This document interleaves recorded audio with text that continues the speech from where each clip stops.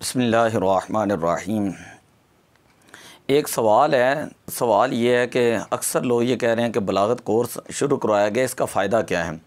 और बलागत का कुरान पाक के साथ जो है वो क्या ताल्लुक़ है। तो उसका जवाब ये है कि पहले आप बलागत की तारीफ़ देखें कि बलागत कैसे कहते किसे हैं। बलागत ये होता है कि कुछ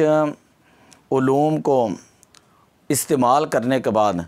कलाम को दिलकश बनाना और ऐसे तरीके के साथ इबारत को अदा करना कि जिसका मुखातब के दिल के ऊपर जो है वो कोई असर पड़े, इसको जहाँ कहा जाता है ये कलाम जो बड़ा बलीग है। मसलन एक शख्स है, उसने अगर किसी सफ़र की रूदात लिखनी है तो उस सफ़र के अंदर वो सारा ये सूरतें लिखता है कि सफ़र कितने मील है, कहाँ से सफ़र शुरू हुआ, दरमियान में कहाँ से रुके, कहाँ पर एंड किया, और सफ़र की इब्तिदा के अंदर जो है वो अपने बहन भाइयों से अलविदा हुआ तो क्या कैफ़ियत थी, क्या एहसासात थे, और आंसुओं के जो मामलात थे वो सारे लिखता है। इसी तरह जब सफ़र के दौरान जो वो हालात और वाक़यात जो वो देखता है वो तमाम के तमाम लिखता है। जब वो वापस आता है वो सारी कैफ़ियत, मसलन कोई शख्स मदीना शरीफ जाता है तो जैसे सफ़र स्टार्ट होगा बल्कि उससे पहले के हालात भी जो है वो बंदा अगर उसकी मंजर कशी करें और जो दरमियान के अंदर वो देखे, हालात और वाक़यात देखें, फिर मदीना शरीफ की रौनकें देखें, लोगों के मामलात देखें, उनकी गुफ्तगू देखें, आब ज़मज़म पीना देखें, रोज़ा पाक के ऊपर हाज़री देखें, तो उन तमाम चीज़ों को इस कदर हसीन अंदाज के अंदर जो है वो बयान करें कि कहीं भी बयान करते हुए उसका तसलसल और रबत जो है वो दरमियान में टूटने ना पाए, और इस कदर दिलकश अंदाज के अंदर जो है वो अपना सफ़रनामा लिखें कि सुनने वाले के दिल के ऊपर जो उसका असर हो और सुनने वाला ये महसूस करे कि जैसे ये मेरे सामने ही सारे मनाज़र आ रहे हैं। जब मदीने शरीफ को बयान करें, हरम शरीफ को बयान करें तो वो सुनने वाला ऐसे महसूस करे कि जिस तरह मेरे सामने ही ये सारी चीज़ें। इसी चीज़ को कहा जाता है कि ये बयान करने वाला बड़ा बलीग अंदाज के अंदर, बड़ी फसाहत के अंदर जो है वो अपने कलाम को बयान कर रहा है। अब हम बलागत जो है वो क्यों पढ़ाते हैं, इसकी वजह क्या है। इसकी मेन एक तो वजह यह है कि कुरान करीम जो है वो बलीग है, और जिस वक़्त कुरान करीम नाज़िल हुआ उस वक़्त अरब के अंदर बड़े बड़े शुआरा थे। आप आज भी उनका कलाम पढ़ें, आप दीवान हमासा पढ़ें, मुतनब्बी पढ़ें, सबा मुअल्लक़ात पढ़ें, इसी तरह आप दूसरे उन शुआरा की किताबें पढ़ें, उनके कलाम पढ़ें। वो बड़े बड़े फसीह थे, बड़े बड़े बलीग थे, कादिरुल कलाम थे, और अपने फ़न के अंदर वो बड़े माहिर थे। किसी चीज़ की खूबसूरती को बयान करना, बुराई को बयान करना, और हर एक शायर जो है फिर उसके अंदर ख़ास ख़ास जो है वो फ़नून थे। तो वो अपने कलाम को जो है वो मुसज्जा और मुकफ़ा अंदाज के अंदर जो है वो बयान किया करते थे। तो अल्लाह तबारक व तआला ने अरब ज़ुबान के अंदर जो है वो कुरान करीम को नाज़िल किया। तो कुरान करीम जो है ये एक मोजज़ा है, और कुरान करीम के अंदर जो एजाज़ अल्लाह ताला ने बयान किए हैं कि वो कौन कौन सी ऐसी चीज़ें हैं कि जिसकी वजह से अल्लाह ताला ने अपने वक़्त के जो बड़े बड़े कादिरुल कलाम शुआरा थे, फुसहा थे, बुलगा थे, उनको चैलेंज किया। और किस अंदाज के अंदर चैलेंज किया वो भी मैं आपको बताता हूँ। कुरान पाक के अंदर अल्लाह ताला ने इरशाद फरमाया, व इन कुंतुम फ़ी रैबिम मिम्मा नज़्ज़लना अला अब्दीना, अगर तुम्हें इस चीज़ के अंदर शक है जो हमने नाज़िल किया अपने बंदे ख़ास के ऊपर, तो फ़ातू बिसूरतिम मिन मिस्लिही, तो तुम इसकी एक सूरत की मिसल जो है वो ले आओ। वदउ शुहदाअकुम मिन दूनिल्लाह इन कुंतुम सादिकीन, और जो तुम्हारे अपने मददगार हैं उन तमाम को बुला लो अगर तुम सच्चे हो। फ़इल्लम तफ़अलू वलन तफ़अलू, ना तुमने किया ना ही तुम कर सकोगे। इसी तरह 11वें पारे के अंदर अल्लाह ताला ने फरमाया, अम यक़ूलून अफ़्तरा कुल फ़ातू बिसूरतिम मिस्लिही वदउ मन इस्तताअतुम मिन दूनिल्लाह इन कुंतुम सादिकीन, अगर तुम ये कहते हो कि ये कुरान पाक नबी पाक सल्लल्लाहु अलैहि वसल्लम ने अपनी तरफ से बनाया है और ये बशर का कलाम है, अल्लाह का कलाम नहीं है, तो फ़ातू बिसूरतिम मिस्लिही, फ़ातू बिसूरतिम मिस्लिही, तो तुम जो है कुरान पाक की एक सूरह मुबारक की मिसल ले आओ। वदउ मन इस्तताअतुम मिन दूनिल्लाह, और अल्लाह के अलावा जिसकी तुम्हें ताकत है तुम उसे बुला लो इन कुंतुम सादिकीन, अगर तुम सच्चे हो। 15वें पारे के अंदर अल्लाह ताला ने इरशाद फरमाया कुल्ला इन इज्तमाअतिल इंसु वल जिन्नु अला अन यअतू बिमिस्लि हादिल कुरआन। ए प्यारे हबीब, अगर पूरी कायनात के जिन और इंसान जमा हो जाएं अला अन यअतू बिमिस्लि हादिल कुरआन, इस कुरान के मिसल लाने पर, ला यअतून बिमिस्लिही, तो वो इस कुरान पाक की मिसल नहीं ला सकेंगे। वलो कान बादुहुम लिबादिन ज़हीरा, अगरचे उनमें से बाज़ के मददगार बन जाएं, यानी पूरे के पूरे जिन्नात जो हैं वो भी मिल जाएं और सारे के सारे इंसान जो हैं वो मिल जाएं और सारे के सारे एक दूसरे के हिमायती बन जाएं, एक दूसरे के मददगार बन जाएं और एक दूसरे के साथ ताउन करना शुरू कर दें कि हमने कुरान पाक की मिसल लेकर आना है, तो वो कुरान पाक की मिसल नहीं ला सकते। कुरान पाक की मिसल क्यों नहीं ला सकते? इसलिए कि कुरान पाक जो है वो एक इंग्लिश डॉक्टर है जिसका नाम है मोरिस बोकाइले। उसने एक किताब लिखी है बाइबल, कुरान और साइंस, बाइबल, कुरान और साइंस। उस किताब के अंदर उसने ये बात लिखी कि कुरान मजीद की सबसे बड़ी खूबी इसकी फसाहत और बलागत है। मकासद की खूबी और मतलब की खुश उसलूबी के एतबार से कुरान मजीद तमाम इस्मानी किताबों पर फ़ौक़ियत रखती है कि कुरान पाक के अगर आप मुफ़रदात देखें तो उनका भी एक ख़ास एजाज़ है। कुरान पाक की आप तराकीब देखें, एक जुमले का दूसरे जुमले के साथ आप रब्त देखें तो आपको ख़ुद ब खुद पता चल जाएगा कि ये कुरान पाक के अंदर कितना बड़ा मौजज़ा है। इसी तरह कुरान पाक का जो उसलूब बयान है, अगर आप वो देखें तो आपको ख़ुद ब खुद पता चल जाएगा कि यानी कुरान पाक मुफ़रदात के अतबार से भी मौजज़ा है। इसी तरह कुरान पाक मुरक्कबात के अतबार से, तराकीब के अतबार से भी मौजज़ा है। इसी तरह कुरान पाक जो है वो अपने उसलूब बयान के अतबार से जो है वो भी मौजज़ा है। और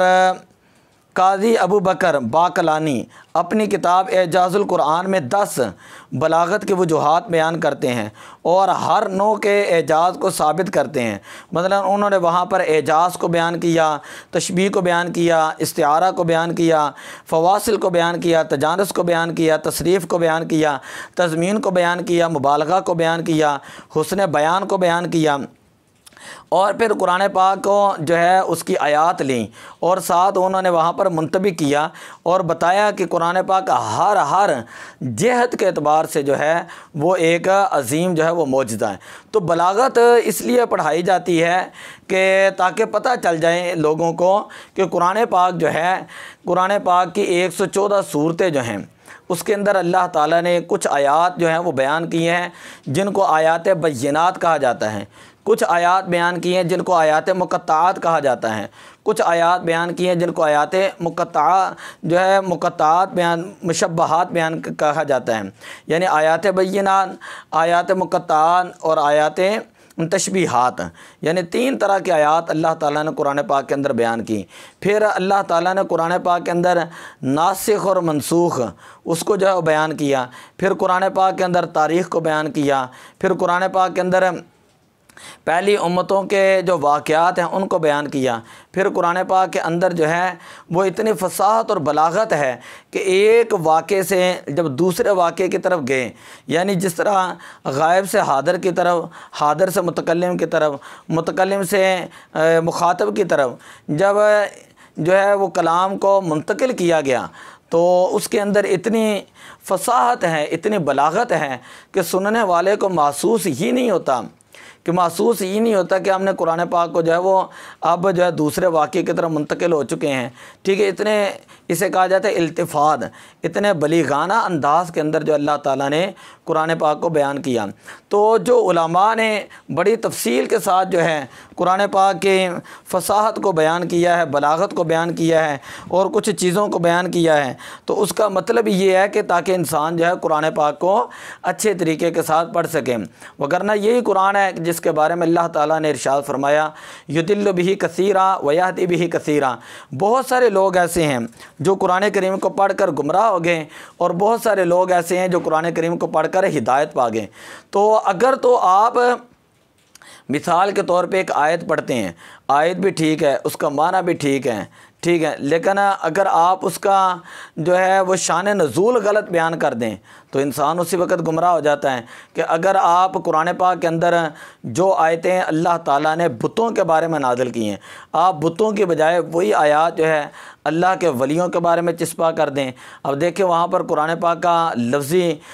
तर्जमा भी सही होगा, बामुहावरा तर्जमा भी सही होगा, माना भी ठीक होगा, लेकिन उसका जो मफ़हूम है, शान नज़ूल है, वही अगर आप बदल दें तो इससे इंसान जो है वो गुमराह हो जाता है। तो इसीलिए अल्लाह ताला ने कुरान पाक को जब नाज़िल किया तो मुख्तलिफ़ मकामात पे नाज़िल किया, मुख्तलिफ़ इसके अंदर वाक़यात हैं, इंसानी तबीयतों के मुताबिक जो है आहिस्ता आहिस्ता अल्लाह ताला ने कुरान पाक को नाज़िल किया। कुरान पाक के अंदर अल्लाह ताला ने इरशाद फरमाया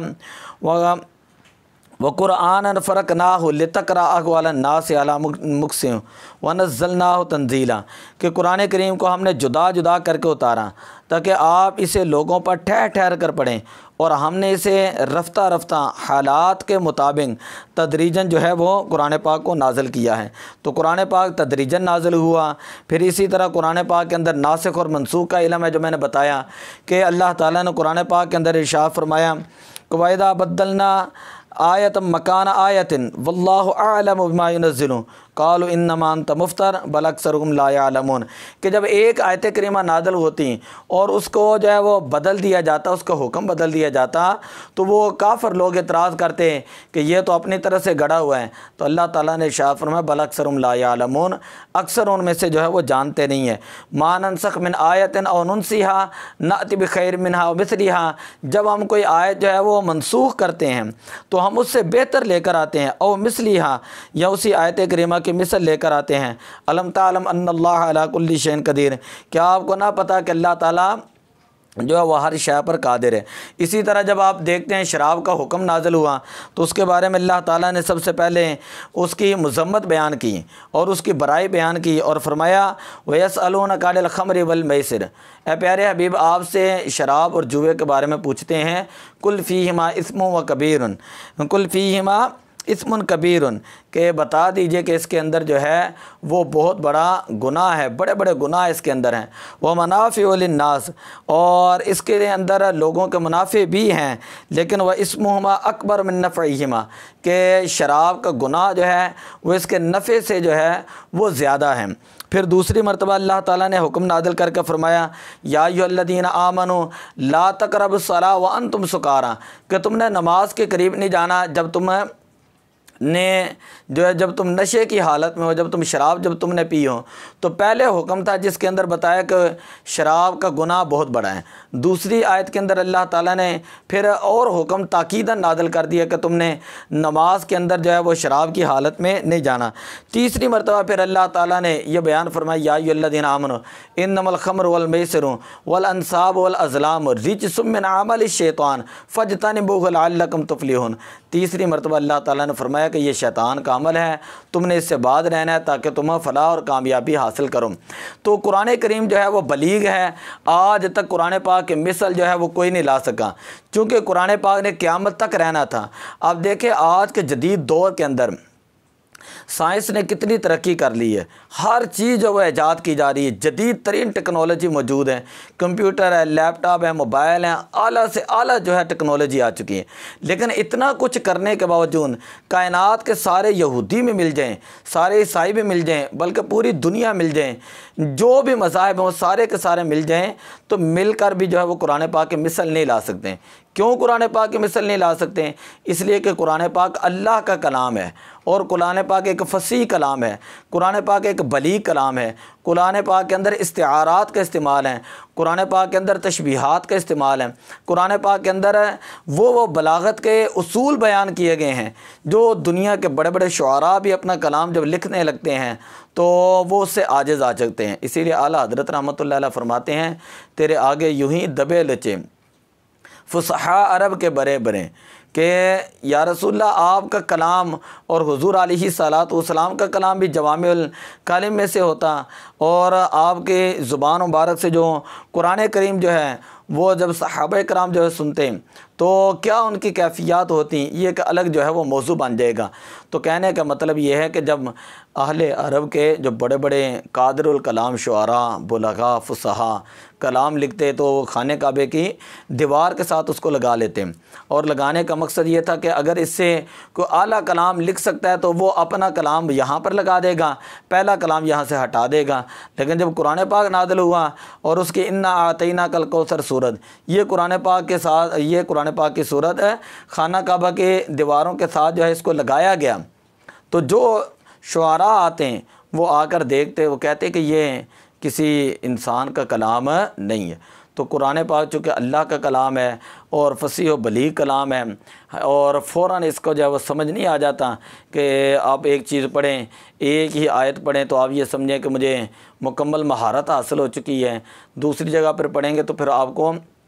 जो है ज़्यादा समझ आएगी, तीसरी जगह से पढ़ेंगे उससे आपको ज़्यादा समझ आएगी। तो बाद लोग ऐसे करते हैं, मैंने बिबाद व नकफ़र बिबाद, कि कुरान पाक का बाद हिस्सा लेकर वो उस पर अमल कर लेते हैं, बाद को छोड़ देते हैं। तो ये क्यों होता है? ये इसलिए होता है जब इंसान कुरान पाक को सही अंदाज के साथ समझता नहीं है। तो कुरान पाक को समझने के लिए बलागत का पढ़ना ज़रूरी है। तो बलागत का यानी कुरान पाक की हर आयत बलीग है, कुरान पाक की हर आयत जो है वो बलीग है। कुरान पाक के यानी कोई ऐसी आयत नहीं जो बलीग ना हो, कि कोई ऐसा लफ्ज़ नहीं कि आप उसके बारे में ये कहें कि यहाँ पर ज़बर आनी चाहिए थी, ज़ेर आनी चाहिए थी, पेश आनी चाहिए थी, या यहाँ पर शद नहीं आनी चाहिए थी। ठीक है, अगर शद ना आती तो यह मतलब होता। आप कुरान पाक यानी बड़ा बड़ा जो ईसाइयों ने जो है कुरान पाक के मिसल बनाने की कोशिश की, अपनी तरफ से उन्होंने कुरान पाक के मिसल बनाकर कहा कि ये देखे जो हमने बना लिया। लेकिन जब वही जो है उलमा के पास आया, अज़हर यूनिवर्सिटी के पास वो उनके नुस्खे आए और उन्होंने वहाँ से उसको पढ़ा और देखा, तो उन्होंने कहा कि देखें ये जो आपने चीज़ बनाई है उसके अंदर सर्फ़ी एतबार से ये गलती है, उसके अंदर नहवी एतबार से ये गलती है, उसके अंदर तारीख़ के एतबार से ये गलती है, उसके अंदर जो है मंतिक़ के एतबार से ये गलती है, उसके अंदर फ़लसफ़े के एतबार से ये गलती है, उसके अंदर जो है और बहुत सारे एंगल से उन्होंने फिर उसकी गलतियाँ निकाल कर वापस भेजा कि ये कुरान पाक एक मोजज़ा है, अल्लाह का कलाम है और हर बंदे की ये समझ के अंदर नहीं आ सकता। उलमा ने जो चीज़ें बयान की हैं वो सिर्फ इसलिए बयान की है ताकि इंसान जो है वो कुछ ना कुछ कुरान पाक को समझे, कुछ ना कुछ अल्लाह के कलाम को समझे। तो इसी ज़रूरत के पेश नज़र मैंने ये बलागत कोर्स जो है वो शुरू किया। फिर किसी ने ये कहा कि आप 15 दिन के अंदर कैसे बलागत पढ़ा सकते हैं? मैं मदारस के अंदर पढ़ाता रहा हूँ, मुझे पता है कि मुतव्वल किताब कैसी किताब है, तलखीसुल मानी कैसी किताब है, तलखीसुल मिफ्ताह कैसी किताब है, और बड़ी बड़ी मारकतुल आरा बलागत के अंदर मुख्तसरुल मानी कैसी किताब है। मारकतुल आरा जो है ये किताबें हैं, फिर इनके अरबी के अंदर, फ़ारसी के अंदर, उर्दू के अंदर शुरुआत में मिलती हैं। तो ये जो पढ़ाई जाती हैं ये 6-7वें साल के अंदर जाकर पढ़ाई जाती हैं ताकि इंसान के अंदर वो पहले कैपेसिटी पैदा हो जाए उन किताबों को समझने की। तो यहाँ पर सोशल मीडिया के ऊपर हम ये चीज़ जो रख रहे हैं ये सिर्फ इसलिए कि तारुफ़ के तौर पर हम रख रहे हैं कि ये जो बलागत की इस्तिलाह होती है, फ़साद की ये तारीफ़ होती है, बलागत की ये तारीफ़ होती है, तनाफ़ुर हुरूफ ये होते हैं, ग़राबत ये होती है, ताकि लोगों को कुछ ना कुछ अल्फाज के साथ एक उनस पैदा हो जाएं और उन इस्तिलाहात को समझ लें। फिर उनको जब कुरान पाक की आयात जो है उसके ऊपर जो है वो मुंतबिक करेंगे तो उनको ख़ुद ब खुद पता चल जाएगा कि कुरान पाक की ये आयत जो है ये बलीग है, तो कैसे बलागत इसके अंदर मौजूद है। अलिफ लाम मीम के हुरूफ़ अबजद निकाल ले। आखिर में एक बात करता हूँ कि हुज़ूर अलैहिस्सलाम की बारगाह में कुछ लोग आए और आकर कहने लगे हम तो आपका दीन नहीं मानते, आप जो दीन लेकर आए हैं वो तो सिर्फ 72 साल रहेगा, क्योंकि अलिफ लाम मीम के हुरूफ़ अबजद हमने निकालने तो ये 72 साल हैं बनते हैं। तो हुज़ूर अलैहिस्सलाम ने फिर उसके बाद आयात मुक़त्ताआत पढ़ना शुरू कर दी। तो जो दम्मात शख्स था उनकी यहूदियों की तरफ से, वो सुनकर हैरान हो गया जब हुज़ूर अलैहिस्सलाम पढ़ते गए अलिफ लाम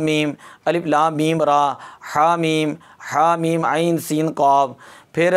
काफ हा या आइन साद, जब यहाँ पर पहुँचें तो वो बेसाख्ता पुकार उठें कि मा हादा कलामुल बशर, कि वाकई ये किसी बशर का कलाम नहीं, ये अल्लाह का कलाम है। अगर ये किसी बशर का कलाम होता तो ये हमारी अक्लों के अंदर समझ आ जाता, हमें ये समझ आ जाता। तो वो बेसाख्ता पुकार उठें कि हम अल्लाह के प्यारे नबी आपके ऊपर ईमान लाते हैं। तो हम मुसलमान हैं, हमें ये ज़रूरत है कि कुरान पाक की आयात को लेकर आप नेट के ऊपर सर्च कर लें, कुरान और जदीद साइंस, कुरान और जदीद साइंस। आप इसके ऊपर जो किताबें लिखी हुई कुरान पाक की, जिस तरह सरफ़ी तफासीर हैं, नहवी तफासीर हैं, इसी तरह कुरान पाक की अहकाम के एतबार से तफासीर हैं, कुरान पाक की जिस तरह जो है वो इल्म कलाम के एतबार से तफासीर हैं, कुरान पाक के तसव्वुफ़ के एतबार से तफासीर हैं। इसी तरह कुरान पाक की जो इस दौर के अंदर वो तफासीर जिनका ताल्लुक़ साइंस के साथ है, कुरान और जदीद साइंस, कुरान पाक की हर आयत की साइंटिफिक पॉइंट ऑफ व्यू से जो तफसीर की गई, आप अगर उसको सुने ना तो आपको ख़ुद ब खुद पता चल जाएगा कि कुरान पाक के अंदर क्या क्या चीज़ें हैं, क्या क्या असरार हैं, क्या क्या रमूज़ हैं, और कुरान पाक की आयात के मफ़ाहीम क्या हैं, मतलब क्या हैं। तो हमने सिर्फ इल्म बलागत इसलिए पढ़ने की कोशिश की है ताकि हमें कुरान पाक की आयात का पता चल जाए, कुरान पाक के तराजम का पता चल जाए, और कुरान पाक की फसाहत और बलागत का पता चल जाए, अल्लाह ताला की मंशा और मुराद जो है उसका जो है वह हमें पता चल जाए, और ये पता चले कि उस वक़्त अरब की क्या कैफियत थी, क्या हालात थे जब कुरान पाक नाज़िल हो रहा था, और फिर किस मकाम के ऊपर, किस जगह के ऊपर कुरान पाक नाज़िल हुआ, उन लोगों की तबीयतें कैसी थीं, उन लोगों के मिजाज कैसे थे। और कलाम को बलीग उसी वक़्त कहा जाता है जब कलाम जो है वो मुक्तदा ज़ाहिर और मुक्तदा हाल के मुताबिक हों, अगले बंदे की तबीयत के मुताबिक। मैं उर्दू में कहता हूँ, अगले बंदे के मिजाज, तबीयत, इल्म, फ़हम के मुताबिक अगर आप गुफ्तगू करते हैं और वह गुफ्तगू उसके जहन के अंदर आ जाती है और वह गुफ्तगू उसके दिल के ऊपर असर करती है, आप नहायत ही खूबसूरत अंदाज के अंदर अगर आप वो बात किसी को समझा देते हैं ना, तो आप समझ लें कि आपका कलाम जो है वो कलाम बलीग है। उस कलाम को बलीग कहा जाएगा, खा वो किसी भी अंदाज के अंदर आप उसको समझाएँ। तो दुआ है कि अल्लाह तबारक व तआला हमें ये कोर्स करने, कुरान पाक को समझने, अमल करने, दूसरों तक पहुँचाने की तौफ़ीक़ अता फ़रमाए। अस्सलातु वस्सलामु अलैका या रसूल अल्लाह व अला आलिका व अस्हाबिका या हबीब अल्लाह।